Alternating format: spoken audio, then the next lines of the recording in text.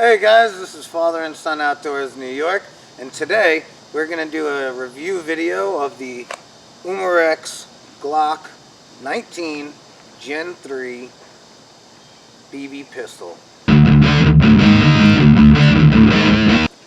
This BB pistol is a 177 BB only.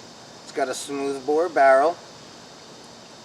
It's got a trigger safety. Now, in all my experience with firearms, the safety off position, so the fire position, usually goes towards the left side of the gun. That is because most right-hand shooters use their right hand and they curl their hand over where the safety is. Because it goes towards the right of the gun, when you grip the gun, 80% of the time, an adult with adult-sized hands presses the safety in and you can't shoot. You always have to keep making sure that you either curl your finger or that you hold the safety down, and that doesn't do good for accuracy or continuous shooting. Now, can you remove the safety? The answer is very easily yes. Yes, you can. All you have to do is take a pair of needle nose pliers on both sides, pull firmly, and it will come right off. Alright? It's basically a clamp together system. You pull them apart, it'll come apart, you won't have to worry about it. And it uses a CO2 12-gram cylinder that goes into the grip. This pistol is the Gen 3, so it's not a blowback. The Gen 4 is a blowback. The Gen 3 is not, but honestly I believe that the non-blowback version probably adds a little bit more accuracy to the shots. So I chose to go with the Gen 3. Maybe we'll get the Gen 4 eventually and we'll do a review and some shooting on that one. So let's get into this pistol. This is the Gen 3 Glock 19. So it's got a shorter barrel, shorter grip than a Glock 17, but it looks almost exact, if not exact, to an actual Glock Gen 3 Glock 19. Even down to the magazine butt plate. It's beautiful. It's almost exact, if not exact. The magazine release looks exactly the same. The slide lock, which doesn't work on this model, solid, that looks exact. The slide takedown looks exact. I mean, this thing, if you saw this laying next to a real Glock 19, you would not know the difference. You really wouldn't. I mean, even the barrel looks exactly the same. Everything looks exactly the same. You still have the accessory rail on the bottom. You can put a flashlight, a laser, anything you want you can put on the bottom of this gun, and it will look, feel, and act just like the real deal. It even has close to, if not the same weight.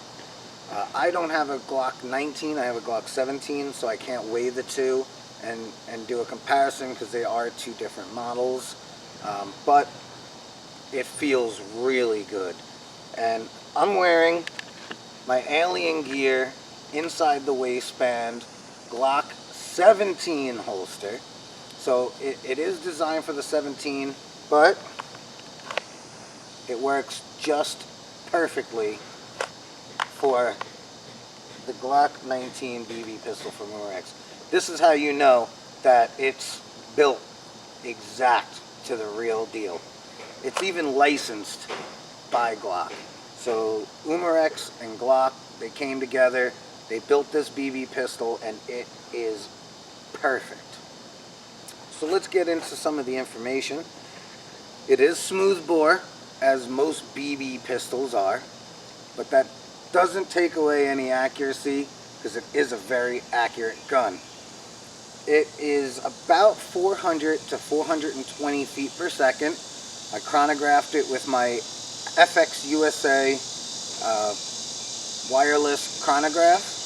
and it ranged between about 410 to 415 on average. So the company's 410 feet per second is very, very close to the actual thing. Most people, most manufacturers, they'll say 410 and it'll be 380. You know, Umarex says 410, it's about 410. 419, 416, 435, 429, 426, 426, 414, 420, 412, 413, 408, 407. So the sights here are fixed sights.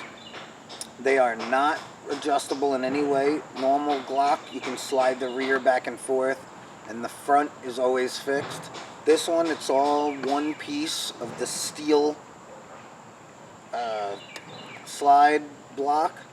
It is all one part, but I don't know if you can see it in the camera.